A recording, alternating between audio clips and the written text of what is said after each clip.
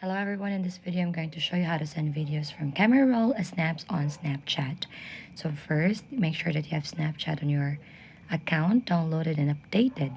So you can see this circle button, just start pressing this button to take any video or picture, and then tap on this plus button on the bottom left.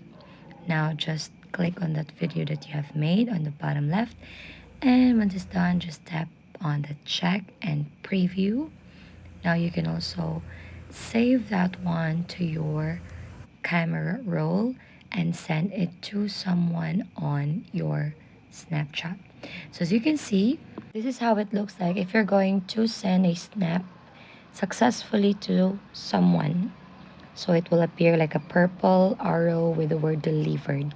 However, I've tried uploading a video from your camera roll directly and sending it to someone without saving it to snaps first or Snapchats. Now the video will appear as is on the chat with that person. So all you have to do to make it a snap and it will appear as a snap on that person, just take a video first, save it to your camera roll, and then click the preview to see this purple button or purple arrow with the delivered. It means that it is saved as a snap or sent as a snap. Now, if this is informative, don't forget to give it a like and subscribe for more updates. Thanks for watching.